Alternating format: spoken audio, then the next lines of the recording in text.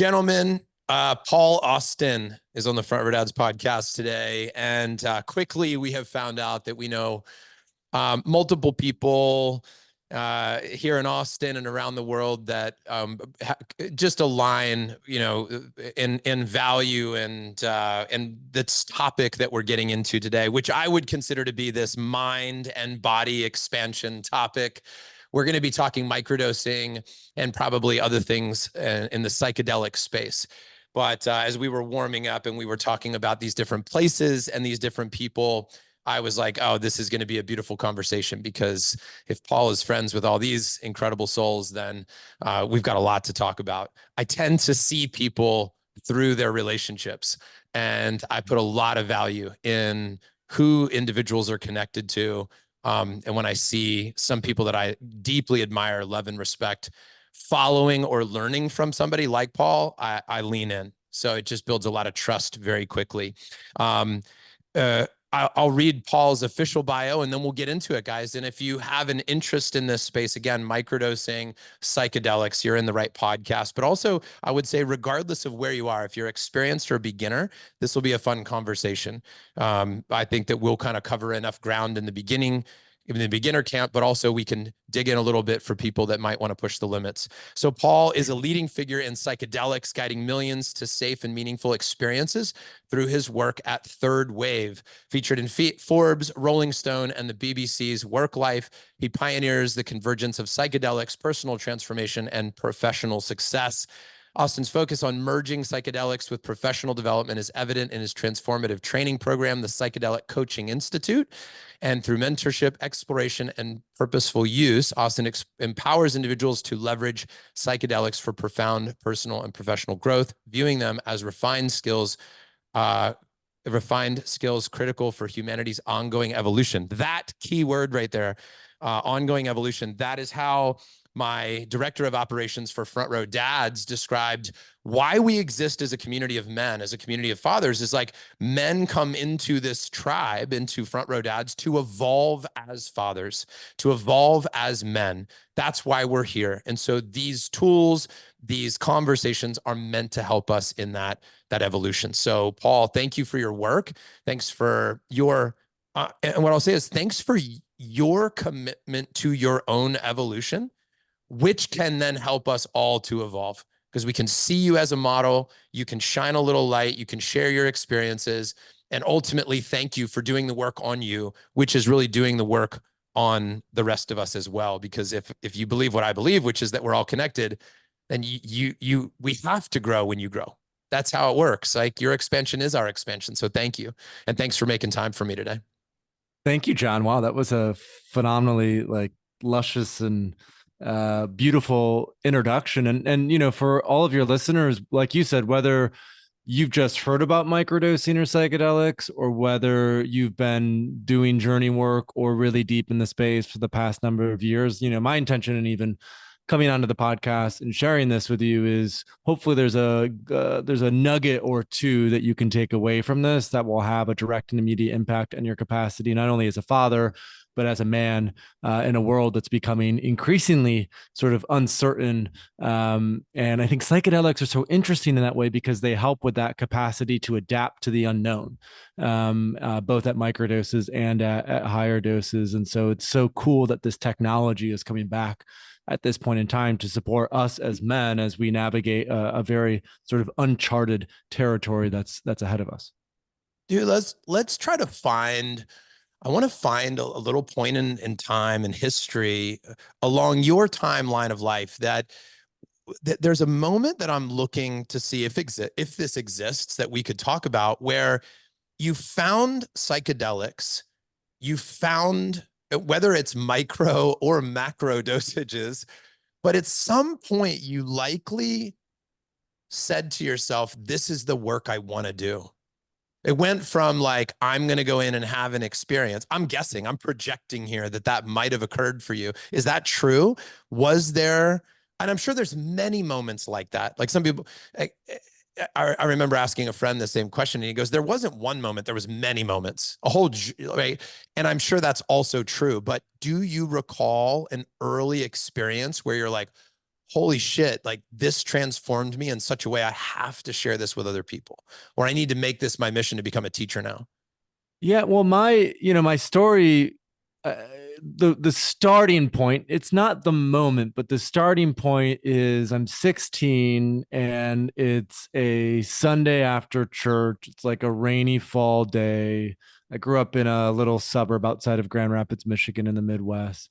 And I'm sitting down with my parents, and they just found out that I had been smoking weed at the age of 16. And they sat me down, and my dad looked at me, and my dad, we have a great relationship, very kind man, but he looked at me and he said, I haven't been this disappointed since my brother passed away in a car accident 30 years ago, right? Like, it was that big of a deal for my parents to kind of find out that I had been, smoking a little bit of weed. And so from that moment, it became very clear that who I was becoming would not necessarily be acceptable in the context of the community that I had been raised in. So probably a lot of people have read The Alchemist or know about The Alchemist, right? We have to go out on our own adventure of individuation to really find who we are. And so that, then a few years fast forward, I'm 19, I'm, a sophomore at university, and I find LSD and have this really profound, beautiful awakening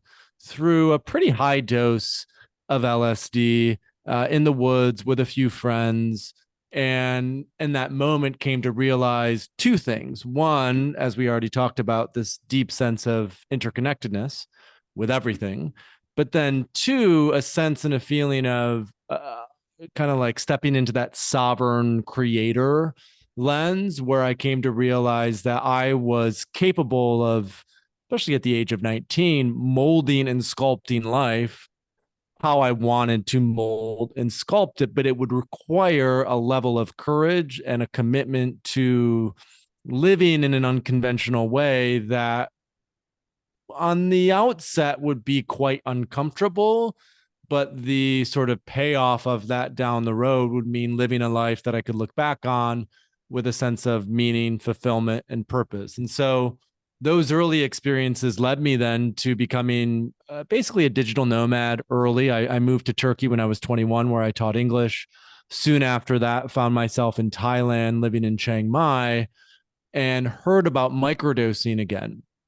And I thought back to those early high dose experiences that I had. And I thought, oh, microdosing might be an interesting way to elongate this window of neuroplasticity. Because after these high dose experiences, and I probably did it 15 or 20 times in college, I noticed that for a week or 2 weeks or 3 weeks after, I was more present, I was more connected, I made better decisions, I meditated more often, I treated people with more sort of compassion and empathy, and that eventually some of that would dissipate. So I heard about microdosing and I went, I'm going to try it. So I ended up trying it. I was living in Budapest soon after that. And I was with a couple friends who were visiting me in Budapest, and we were in this park. It's called Norma Fa. It's on the outskirts of Budapest, and it's overlooking the Danube. So Budapest is actually split in half by the Danube. There's a Buda side and a Pest side. We were on the Pest side, very far up, on a high dose of LSD. This was 2015, talking about the future of psychedelics. And at that moment, with those two friends, we came up with this sort of perspective of the third wave of psychedelics. And so it was at that moment in time where I already had 4 or 5 years of experience under my belt. I had tried microdosing a little bit and experienced the benefits. And so just in a sense of trying to sort of understand and contextualize the moment in time that we were living in, and why psychedelics, in the next 5, 10, 15, 20 years would increasingly become this sort of tool of choice for entrepreneurs and creatives and, for mental health. We kind of came up with this idea of, this isn't the first time, that this has been going on for thousands and thousands of years. But at this moment in time, we have the capacity to both draw on ritual, lineage, and tradition, as well as science, precision, new substances like LSD is quite new. And so for the third wave, how do we find the sort of bridge between those two? What's the middle way between the sort of indigenous and cutting edge? And that's how the third wave was born, basically on an acid trip in Budapest, just trying to make sense of the time and the place that we were living in. And as an entrepreneur, a young entrepreneur, I was 24 at the time, also going, if I could choose, as you mentioned, if I could choose one thing to really commit and devote myself to, what would it be? And I thought, if I can help to normalize psychedelic use, educate and teach around psychedelics, I think it's one of the biggest levers that we can pull as we face and address this sort of meta crisis or existential crisis that we're confronted with. And so that's more or less the starting point, the moment in time. And now, we're 9 years later, and psychedelics are becoming legalized and accepted. And, the majority of Americans support legal psychedelic assisted therapy. And it really has been incredible to see the progress and momentum in such a short window of time overall. There's so many directions that I'm interested in taking the conversation. I think the why microdosing is such an important question. What do you microdose with, and how do you source quality, substances, whatever word we want to use to describe it, right? Like how, and then how long do we do this? And I think there's also like the disclaimer that needs to go out there. It's like, this isn't for everybody, maybe, or maybe you think it is, but there's so many different directions to take. What I'm curious about is you've done so many of these interviews, you've played in this space, knowing, like, at this point of this conversation, I'm not only interested in asking you the questions, like two dudes just talking, like I could just talk to you and ask you questions that I'm interested in, but like, what do you think is important to say to people about the context of this conversation before we get into the specifics? Like, I want to ask you, like, if we're just two buddies hanging out, I'm like, all right, what are you microdosing with and how often? And like, what's the impact of it in your life? Like, that's what I want to ask. But is that jumping the gun? Does there need to be a little context created?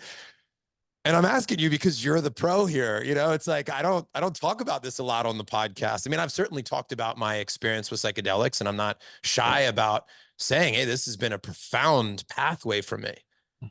Is my question making sense here? Totally. And the context that I go to, I'm a student of history. So history is what I studied in undergrad. History is what I've rooted even this third wave of psychedelics in. So I love looking backwards to understand the context of the present moment and also how we move forward. And I think part of the context is that we as humans have sort of an evolutionary impulse to alter our consciousness. And the most common way that we have done that over the last 300 years has been largely with three drugs: alcohol, nicotine, which is in tobacco, obviously, and caffeine, which is in tea and coffee. And you can actually track the development of industrialism over the last 350 years with the adoption of these three main drugs. And it's only within the last, I would say, 100 years or so that these have become especially prominent and widespread and used by almost everyone. The exception, of course, would be nicotine and tobacco over the last 40, 50 years. But prior to that, a ton of people smoked because we didn't know some of the negative health consequences. And so for me, the context is there is an evolutionary impulse to alter our consciousness. And if we objectively look at what are the safest drugs that we can use to alter our consciousness, psilocybin mushrooms in particular, but also medicines like ayahuasca, San Pedro, even LSD, MDMA, ketamine. These are all much safer than especially alcohol and tobacco, and much less addictive than caffeine. I mean, I can't tell you the number of people who are strongly addicted to coffee, and it actually really fucks with their sleep and their overall ability to regulate their nervous system. So for me, that's the broader context. And that prohibition of psychedelics has been rooted not in science, but in politics. That the reason they became illegal in the first place in the 1960s was because that they were associated with the Vietnam War and protests against the Vietnam War. And the Nixon administration at the time knew that they couldn't make protesting illegal, but that they could make the drugs these people were using illegal, even though they knew they were safe, even though there was over 1,000 clinical papers published on the efficacy of LSD for a range of conditions: alcoholism, depression, addiction, anxiety. And so why microdosing? Before we get into sort of the practical aspects, then why is microdosing having this moment? Why is it coming back? Well, if you study history and you look at the 60s in particular in terms of what went wrong, let's say, right? The emphasis was really on these high doses of LSD to, as Timothy Leary said, turn on, tune in, and drop out, right? And so there was an othering, there was a counterculture, there was a me versus you lens and perspective. And at that point in time in the 60s, because we had only altered our consciousness through alcohol, tobacco, and caffeine for hundreds of years at this point, we had no context for the psychedelic experience. We had no context for what it really opened up for us. We are and continue to be largely illiterate when it comes to these sort of peak experiences and states of ecstasy. And so when I was looking at the context of microdosing and why microdosing, I thought, what is the way in which we can create cultural acceptance around psychedelics? And having studied a lot of social psychology as an entrepreneur, what's key to that is you get people to take a small step before they take a large step. And so the challenge in the 60s was the emphasis was so much on the peak experience that it created actually a lot of chaos, a lot of instability. There were a lot of sort of acid casualties, as they called it. And so when I heard about microdosing, I thought this is a brilliant stepping stone for someone to sort of learn how to navigate the shallow end of their consciousness, learn how to swim in the shallow end of the swimming pool before they go out into a much deeper lens or end of their consciousness. And so I think that's the broader context that is helpful. And of course, this also comes at a point in time, just to make it a bit more practical, where Prozac, Zoloft, Lexapro, Ritalin, Adderall, a lot of these conventional psychiatric medications are either ineffective or they come with a lot of nasty side effects. And microdosing appears to be a really practical solution for those who want to wean off some of these traditional psychiatric medications and work with a substance that is non-addictive, that has been shown to have significant benefits to neuroplasticity, that even helps with gut health. It's anti-inflammatory. And so microdosing, I feel like, is the sort of perfect solution for a lot of the challenges that we face at this moment in time. Let's talk about, just in case we need to catch people up to, when we talk about microdosing, let's give some definition around that. What are we talking about? What does it look like? And also, what substances could we make our focus for today? Because I guess you could, and again, you're the pro, so I'm not going to say what it is. I'm interested in your opinion. But it's like, you could microdose caffeine, you could microdose anything, I suppose. Right. But I imagine that we'll maybe gravitate more towards the psilocybin, LSD, or microdosing even things like ayahuasca or whatever other substance you might say. But can you give some definition to what a microdose is and what substances we might focus on today? So psilocybin and LSD are the two most common ones, the most popular ones. I would say by far mushrooms are the most common and popular, largely because they're the easiest to access at this point in time. You can easily grow your own mushrooms, although they're still illegal in most places. The DEA is really focused on fentanyl, and so there's just a lot of people who openly sell microdoses. So psilocybin and LSD. Ayahuasca is a bit trickier because I think when working with ayahuasca, whether at microdoses or high doses, it's really important to do so under the guidance of a curandero, shaman, healer who has that lineage, and that is not accessible for a lot of people. But I think LSD and psilocybin are the definitely the two most common. In terms of the what, microdosing is what I call a sub-intoxicating dose of a psychedelic, meaning that you can still navigate your everyday reality. It's about 1/10 of a regular dose. So a microdose of psilocybin would be anywhere from 50 upwards of 250 milligrams of psilocybin, and LSD would be anywhere from 5 to probably 25 micrograms of LSD. The most common microdose is about 10 micrograms of LSD and 100 milligrams of psilocybin mushrooms. But the reason there's a range is because everyone is unique. And in particular, those who are over the age of 55 or 60 and potentially have a previous history of SSRI use typically need quite a bit more for it to be effective. So that's why I mentioned the sort of caveat in the context of the range of dose levels. And the key with microdosing is that it's done 2 or 3 times a week over a period of 30 to 60 to 90 days. So microdosing isn't just, yeah, I'm going to just, break off a stem or a cap and eat it one day and see how I feel. It's really, the parallel that I draw is like mindfulness meditation, that when you commit to a meditation practice, you don't just sit in the cushion one day and expect to be more present, less reactive, more kind, more compassionate. There's an understanding that it may take sitting on the cushion every day for 30 days before you start to reap some of those benefits that are commonly associated with mindfulness meditation. And it's a similar thing with microdosing, that it's really about the process of 2 or 3 times a week, 30 to 60 to 90 days, still having that core intention. So for example, when I started to microdose, many years ago, my core intention was flow. So twice a week, I would microdose with LSD. I would set aside a 2-hour window on those microdosing days and commit to a book that I was writing and working on. And I knew that it would help me just be more sort of flowy, have less resistance that I had to navigate. And then the second larger intention was to reduce social anxiety and eliminate alcohol as part of that. And so I think having these intentions when we go into a microdosing protocol is important because it helps you to orient. It helps you to have a goal, an objective, a direction in which you're working with the substance. And then after that 30, 60, or 90 days, what I usually coach folks on is take a break. Take 2 or 3 weeks off, reassess how your baseline has changed as a result of microdosing over the past period of time. Ask, what did you notice? What did you benefit from? What were maybe some challenges that you noticed?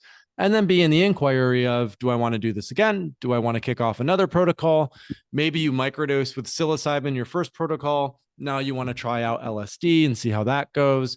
But definitely having that 2 to 3 week break for a microdosing protocol is essential. And I would advise that largely because the biggest risk with microdosing is that we get not physiologically addicted, but there's a psychological addiction. There's a sense of, I can only do X, Y, and Z if I microdose. And I think it's better to look at it as an amplifier, as an enhancer, but not necessarily a thing that you need to be at your best. And so that balance is really key. And I would say that's true of all psychedelic work as well, that these are allies, that there's an intelligence that we're in relationship with when we're working with psychedelics. But the goal isn't just to extract or take from it. There is a relationship and there has to be a level of balance with these medicines if they're to be beneficial in our lives over the long term. What type of science can you speak to that supports, aside from the anecdotal, hey, in my community, in my experience, which is super valuable, by the way. I'm not taking away from that, which I think is a huge part of, like, when I make a decision, how do I feel? How do my friends feel? How do people I respect feel? But I also love to hear the science. I love the studies that support or don't support the usage of these. But to my experience, and again, I'm not the expert here, but isn't there quite a bit of now new emerging science? There was at one point, right? There was, like you said, there was a lot of science to support the benefits of LSD until it got shut down. Right. So can you speak either historically to what's already been there or what's the new and latest science? Well, and so, like I mentioned, on LSD, there were over 1,000 clinical papers published in the 1950s and 1960s on why LSD was so useful and effective for a range of conditions. At that point in time, there was also some research done, and the vast majority of that was on very high doses, what's called psychedelic assisted psychotherapy. You do a very high dose, yep. You have therapeutic support to prepare you before the experience and help you integrate after the experience. but the emphasis is on that mystical experience that comes from a very high dose of LSD, or in more modern research, psilocybin. And the results of that have been profound, for depression, for PTSD, for addiction, for alcoholism, for quitting smoking, a number of conditions. The challenge has been specific to microdosing, that microdosing is such a nascent approach to working with psychedelics that we're still in the infancy of understanding what happens if you do a low dose of a psychedelic 2 or 3 times a week for a period of 30 or 60 or 90 days. Because in the past, and even currently, most of the research is you do this once or twice in a 6-month period, and they're measuring, are you depressed? How does your for example, how does your depression change immediately after? Are you still depressed a month after, 3 months after, 6 months after this very high dose psychedelic? So we're just starting to look at, okay, well, what if we shift the model? It's 2 or 3 times a week, and you do it in conjunction with talk therapy. So as an example, 5 or 6 years ago, I was going through a pretty difficult time in my life. I was 27, 28, living in New York City, had never done therapy before, but just needed some additional support. And I ended up working with a therapist for about 6 months in New York. And in my first session, she was psychedelic aware, and had worked with psychedelics herself. So she knew a thing or two about working with these substances. And so in our first session, it came up and she's like, look, before each session, if you want a microdose, just take a low dose of psilocybin, you're more than welcome to do that. So before every talk therapy session I would go into, which is about once a week, I would take 200 milligrams of psilocybin. And what I noticed is that it just helped me to better express, to be more to allow emotions to come up. If I needed to cry, then to allow that to come up. If I needed to express anger, whatever it was, I was just a little bit more open and capable. And so that conjunction of therapy or coaching with the psychedelic it's incredibly important and helpful. And unfortunately, this is kind of the transition.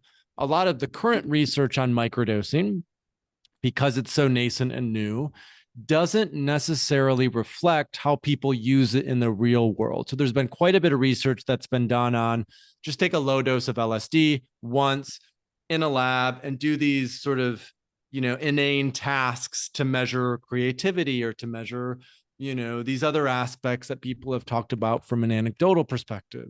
There's really only been one clinical research trial so far on microdoses of LSD in the way that people do it on an everyday basis. And this research was done in New Zealand because the New Zealand government allowed the individuals to actually take home the LSD microdoses with them. It was about 10 micrograms of LSD that they took home. They did it twice a week. They did have some support alongside the microdosing.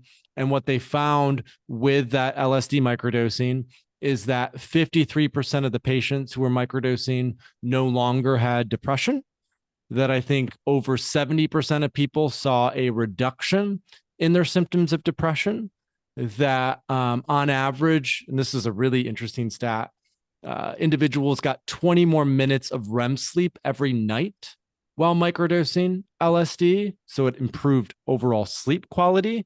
And then they also noticed that it improved mood and it improved energy levels. And so that was very specifically with LSD. It was in a take-home naturalistic setting. And this was a phase 2 clinical trial. So now because of that, they'll go into the phase 3 clinical trial. And they expect that probably by 2027 or 2028, LSD microdosing will be medically available for people who have depression or for people who have ADHD, which is really, really exciting. So besides that, again, because a prohibition, because there's so much red tape, we're still in the infancy of what we know from a sort of clinical trial lens on microdosing. But there's 2 more things that I'll point to that we know from research around low doses of psychedelics. Is one, it increases something called BDNF, brain-derived neurotropic factor, which is a precursor to neuroplasticity. So we know that when we microdose a couple times a week, we're helping to open up plasticity in the brain, which is really important for how we learn and how we navigate everyday life.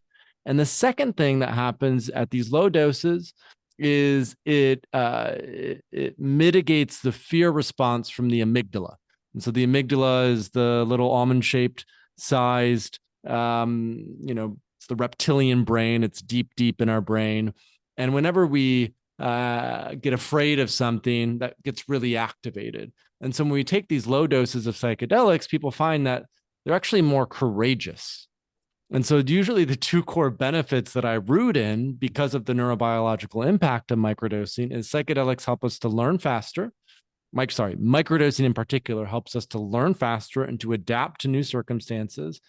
And it helps us to be more courageous in navigating uncertainty so we can still show up and, in a way, trust ourselves, especially as men, in knowing, okay, regardless of what life throws at me, I'm going to know how to navigate it and handle it.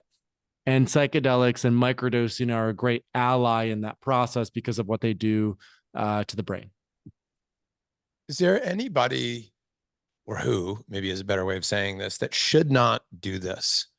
Do you advise, like, hey, if you have this, this, and this, or if you're experiencing this, or this, I would not recommend microdosing? Who would we tell to stay away? So blanket anyone who has a family history of psychosis or schizophrenia, which is about 1% of the population. Not even a microdose should be done because of what it could activate, especially if that individual is younger than 26. So that's definitely a no-go. I would say anyone who's on Prozac, Zoloft, Lexapro, who's on Ritalin, Adderall, Wellbutrin, or any other number of psychiatric medications, if they're looking to wean off those psychiatric medications and utilize microdosing instead, my perspective would be do so under the guidance of a medical professional. Make sure that you have the support of a psychiatrist or a nurse psychiatrist as part of that process. That's really, really important. And if the person or individual that you work with doesn't really know much about psychedelics, then find someone who does. And there's a lot, especially today, there's a lot of psychiatrists who are becoming more educated about this type of work. I would say anyone who is experiencing high levels of anxiety in particular, that starting with microdosing is not ideal because it can heighten or amplify that anxiety, especially if doing microdoses of LSD. My perspective on that would be do a very high dose to start with, because that'll help you sort of punch through or break through some of the anxiety. In fact, LSD was just approved by the FDA as a breakthrough therapy for generalized anxiety disorder. And so within 3 years, we could see high doses of LSD medically approved by the FDA to treat generalized anxiety disorder, which is incredibly exciting. And then I would say anyone who's like, there's a lot that's, you have a lot going on in your life. There's a lot of chaos already. If you're going through a divorce, if you're going through a career transition, if you're going through anything else that feels like it's quite heavy, or there's a lot that you have to hold, probably wait to start microdosing until you feel as if things have stabilized a little bit more, because microdosing is definitely a disruptor, and a lot of people experience tangible benefits, as we've already talked about, the most commonly being more energy, better mood, better focus, more creativity. But there's definitely some disruption going on within that process. And so I usually recommend that folks wait until things feel pretty stable externally before they kick off a microdosing protocol. Can you speak to, or would you speak to, your personal protocol and maybe how you source your psilocybin or LSD? Because I think that's a common question of like, all right, so I get the theories but what do you do, Paul? And where do you get this stuff? Good question. So back to psilocybin and LSD, because I think even explaining the differences between the two will be helpful as part of this. So I can explain a little bit about how I use them. So psilocybin is more serotonergic, which is tied to serotonin. So when we work with psilocybin, there's a greater feeling of contentment. There's a sense of presence. there's more emotions that are brought to the surface. There can be sometimes a deeper felt relationship with the somatics and the body. And that's why when I was doing talk therapy many years ago, I microdosed with psilocybin as part of that protocol, because as a male in my late 20s, I was just starting to learn how to navigate a lot of uncomfortable emotions, right? And so it really helped me to better understand my emotional landscape as part of that process. So if someone is really looking to do deeper inner work around vulnerability, if they're looking to do deeper inner work around even relationships, I love psilocybin microdoses for that. So if I'm at a moment in time in my life where I've started a new relationship, or I'm looking to spend more time kind of slowing down in meditation and nature, I'll microdose with psilocybin as part of that. It's not as stimulating and intense. Whereas with LSD is more dopamine, right? And dopamine is tied to focus, attention, and motivation. So a lot of folks who microdose with LSD, it's because they want to improve their cognitive performance. They're looking to easily access this sort of state of flow. I love to microdose with LSD and work out, go to the gym, kind of do other intense physical activities, because it really helps with fatigue and endurance. And when I microdose with LSD, I usually do it twice a week, 12.5 micrograms per microdose. Whereas when I microdose with psilocybin, it's 3 or 4 times a week, usually 150 milligrams of psilocybin. And the reason for that difference is twice a week, LSD is more stimulating. And so if I do it 3 times a week, it can be a little manic. Whereas with psilocybin, it's a bit more balanced overall. So I don't necessarily have to worry about being overly stimulated. When I microdose with LSD, I drink less coffee as well, because it is quite intense on the body. And I usually switch to tea. And at this point, every now and then I'll do microdosing protocols. Like I said, I recently have done an LSD microdosing protocol for the last 6 weeks, where I was microdosing LSD twice a week. I'm now on a break for the next few weeks. Every now and then I'll kick off a psilocybin microdosing protocol, like I said, where I'll do it 3 times a week. But at this point in time, because I've been microdosing for the last 9 years, I microdose more on an intuitive basis. So if I'm going to meet up with a friend and we're going to go hiking for the day, I might take a low dose of LSD before that hike, just to see how it amplifies the overall experience. If I'm going through a pretty difficult time and I'm maybe going to see a therapist or work with a coach, then I may take a low dose of psilocybin the day of to see how it helps. So my microdosing now is much more intuitive, where it's like on a daily or on a weekly basis, if I feel like, oh, this could be a useful ally as I sort of navigate the days and weeks ahead, then I'll microdose with it. But for beginners, my sense is having that scaffolding of an initial protocol. And like I said, for LSD, twice a week. For psilocybin mushrooms, 3 times a week is usually the go-to, every other day. That's a great starting point. And then as you know the medicine better, as you understand how you interact with it, as you understand the different dose levels that work for you, then you can sort of start to tweak and play around with it and customize it a bit more to your individual preferences and needs. And then in terms of sourcing is the last question and the big question. So for psilocybin, like I said, that's pretty legal and available. I shouldn't say it's pretty legal. It's still illegal in most places, but it's legal in Oregon. It's legal in Colorado. California will likely legalize it this year, or pass a legislation bill to legalize it. On Third Wave, we sell a mushroom grow kit. So we make it very easy for people to grow their own mushrooms. That's usually what I point people to as a first kind of starting point, is grow your own mushrooms. Beyond that, typically it's the relationships that you cultivate and develop. So usually for people who are not in this space whatsoever, have never touched a psychedelic, typically what I say is look up folks who, like, if you live in Austin, go to a meetup locally, or if you live in LA, go to a meetup locally. Like, just try to meet some folks who are interested in microdosing and interested in psychedelics. Go to an event, go to a conference, and just start to build relationships. And within no time at all, you'll be able to find microdoses of psilocybin and microdoses of LSD. And the other thing that I would say is, through Third Wave, we have a I do a group coaching container for microdosing. So if someone's listening to this and they're like, I'd love to do this, but I'd like to have some professional support, we every quarter we do like a 6 week what we call the microdosing experience, where we coach people through that process with microdosing.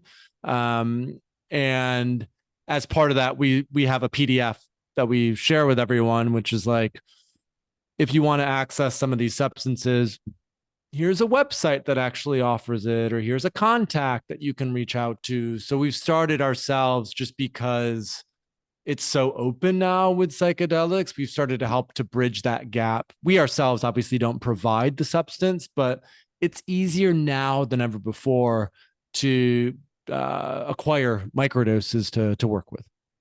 Same with LSD. I would say LSD is more difficult than psilocybin, but it's much easier now than it ever has been before. And the key again is just this sense of relationship. Like you can't synthesize your own LSD. Most people don't have the sort of background as a chemist to be able to do that. But in creating and forming some relationships, and even in joining our microdosing experience, we have specific contacts that we share with people who join that helps to facilitate that process for LSD sourcing for microdosing. Do you speak to or support any other substances outside of psilocybin and LSD, like, for example, ketamine or ayahuasca? Great question. So ketamine is legal. There's a great company called Joyous, Joyous, that does legal microdosing ketamine protocols to help people wean off psychiatric medications. So that's actually for anyone who's on, let's say, Lexapro, Zoloft, Prozac, and wants to get off of it and wants to do it fully legal above board. Microdosing ketamine with Joyous is a phenomenal opportunity to do that. With San Pedro is probably the other really interesting one. San Pedro is a cactus from the Sacred Valley in Peru. It is pretty easy to access. In fact, you can often go to your local Home Depot and buy San Pedro, and then you just have to figure out how to source it or how to process it to get the microdoses. And out of all of the microdoses, microdosing San Pedro is the healthiest for the gut. It has the greatest impact on chronic inflammation. And so if anyone is having issues related to inflammation, I usually recommend going with Wachuma or San Pedro. Iboga.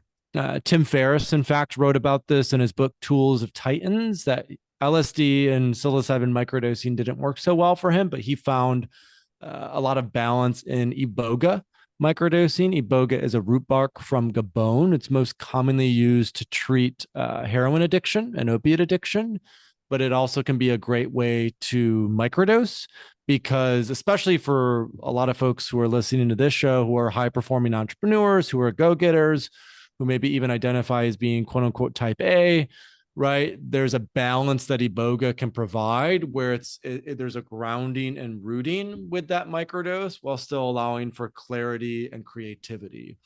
And so sourcing it can be a bit more challenging, but I would, if someone's like, oh, that sounds interesting, just check out Tim Ferriss's Tools of Titans. There's a chapter in that book that has a lot more specific context and protocols on microdosing iboga. Dude, I just want to speak for a second to everybody out there listening, especially to anybody that might be feeling like you're in a season that's stale or dark or difficult or stagnant or any other word that I could use to describe what sometimes feels like winter for me. And even in fact, the last couple weeks, I took a really hard tumble snowboarding and like really hurt my rib. And then I got this cough and you could tell my voice is still a little scratchy. And then I was fighting with my wife a lot. And like, it just felt like everything was falling apart. It was like, it was just challenge after challenge after challenge. And I just felt like this dark season. And sometimes when I feel like I don't know what to do next, those are the darkest moments. I feel like I tried it all. I did everything. I read the book. I tried. That's when I feel the most hopeless with my relationship with my wife. But if somebody's like, hey, have you ever tried this? And I'm like, no, then I feel hopeful again. And I just want to like say that the way I'm feeling right now, and I wanted to speak to this feeling, I wanted to express it because maybe somebody else has the same feeling. It's like, dude, I'm just thinking about the next year for me. And I'm like, what if every month for the next year, I was like, in this month, I'm going to microdose with ketamine. And this month, I'm going to microdose with ayahuasca. And this month, I'm going to microdose with San Pedro. And this month, I'm going to, and then I start to feel like, holy shit, man, at 48 years old, with all my life experience that I've already had, there's so much more to life. There's so many more things to try. There's so many more things to experiment with. And it's kind of cool when you hear somebody like you just referenced Tim saying, hey, maybe I didn't have quite the experience with psilocybin or with LSD that maybe other people had had, but dude, then I found it with iboga or whatever it is. I get so much energy from thinking about the possibilities that still exist in the world. And I think if we can go back to that insanely curious little kid of like safely experimenting, I'm not talking about like, drop 8 full hits of acid and see what happens, on a Friday night. I'm not talking about that. I'm talking about like safely packing a parachute and with a guide jumping out of an airplane if you want, or some other version of what that is, where you have a whole scale of from extremely mild and put your toe in the water to surfing the biggest waves. Like you have a whole scale in there. You can paddleboard in a lake. You can then do like, it's just, you can layer up and you have all these beautiful substances, these natural substances, and even these man-made or created in a lab substances that you have tons of data, tons of history, lots of people who've been there before, lots of people who are willing to guide you, and there's hope. That's all I wanted to say, man. There's just like, this is such a great tool to be able to safely experiment with. I'm not giving advice. I'm revealing my heart. I'm not saying it's right for everybody. I'm not saying everybody should go out, run out, do it. I'm not saying everybody should feel like I feel, but like, I just felt this sense of excitement because even with, dude, I've experimented with low and high doses of psilocybin, ayahuasca, LSD, 2CB, 5-MeO DMT, like it just MDMA, like so many things that have had a profound experience on my life. And yet I don't think I've ever tried San Pedro or Wachuma, but somebody literally invited me today to a ceremony, like this afternoon, somebody invited me. My wife spent 2 years in Peru last year with the Shipibo tribe, learning to, like studying to be a curandero. Am I saying that right? Curandera. Yeah, because she's a woman curandera. Yeah. And so, and a buddy here owns a ketamine clinic in Austin. And I have this access, and I have these people that have had some incredibly personally profound experiences and guide other people. Dude, I just feel hopeful, and I feel like I'm a white belt at the same time, which is beautiful. I love feeling like a white belt. I love some of the metaphors that you even woven in, because to sort of put the bow on this conversation, it's like these are a lot of they have their own unique intelligence. Ayahuasca, psilocybin, I would even say LSD, iboga. There's an intelligence in these medicines and in these substances, and when we choose to work with them, we enter this relationship of symbiosis, and it is a skill that's cultivated. So even the sort of white belt metaphor was really interesting, because a lot of the way we frame that is how do we develop more, purple belt, brown belt, and black belt, and how to work with psychedelics, because they offer up this glimmer, as you said, of hope or insight for so many people that otherwise wouldn't have been, accessible. Yeah. And so, and for so many of us, this is just the starting point, because we've been shut off from it for so long. It's like there's a whole pharmacopoeia of incredible medicines that we're now regaining access to, and so that's incredibly exciting for the future of humanity in many ways. I want to talk for a moment about the possible adverse reactions to this, like sleep. I've noticed that when I think I don't actually know the dosage that would go from micro to macro when it comes to some of these substances, but like ketamine, like you said, you can get prescribed a ketamine nasal spray that you could use And I've noticed that when I've experimented with that, it has affected my sleep. My HRV drops. I don't get the quality sleep that I wanted. I haven't noticed that necessarily with psilocybin. LSD, if it's taken later in the day for me, for sure affects sleep.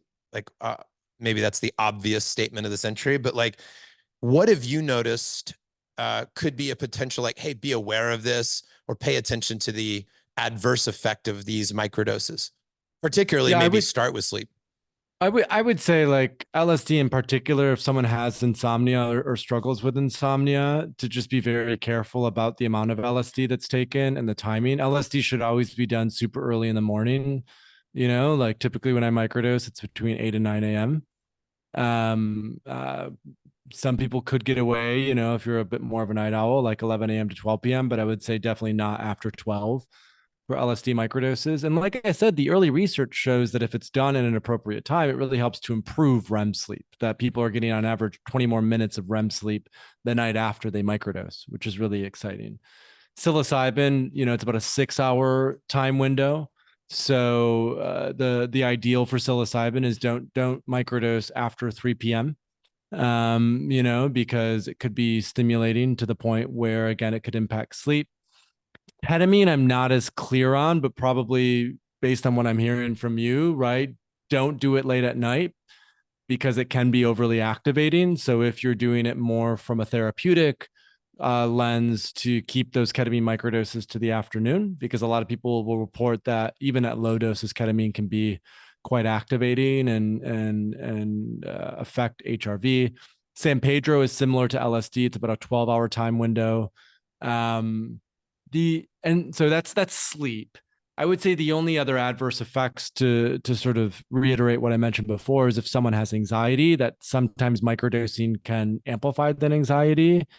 And also, it's not necessarily all rainbows and butterflies. That sometimes when people start to microdose, there may be emotions that they've repressed, anger, sadness, grief, that start to come to the surface. And so some people go into microdosing expecting that it's going to make them happier and the mood is immediately going to go up, but sometimes there's shadow work that has to be done, there's emotions that have to be processed. And so I think that's the other thing with microdosing, is just having that broader lens and orientation of, is the adverse effect really that much of an adverse effect, or is it an emotion or a process that you really need to move through and clear in order for you to kind of come out the other side where you want to be? I just looked at the clock, Paul, and realized that like I'm so Yeah. into this conversation that I'm like, oh shit, this went a little longer than I think I promised. So let me just check in. How are you doing here? Do we need to wrap this up? I should wrap it up soon, probably in the next couple minutes. Yeah, Yeah, because I gotta cool. run an errand before another call quick. Yeah. Thank you, by the way. There's a lot left to cover. Clearly, Yeah. we're not gonna cover every square inch of the microdosing space in 45 minutes. But let me just say this. Um, One, thank you, man, for making time. Thanks for doing this work. Thanks for sharing it with the world. It's been a great joy getting to know you today a little bit, and I look forward to more. So I hope that we can continue this conversation. It sounds like it's almost inevitable as our communities merge here, and I hope that if guys want to check out your work, they go take a look. Third Wave is where we would send them. Is that correct? Yeah, thethirdwave.co. And a lot of the things that I talked about today, the microdosing experience is there. I also wrote a book called Mastering Microdosing, which is on Amazon. So if folks want to do a deeper dive into microdosing and you'd like to read, that would also be a good resource. Yeah.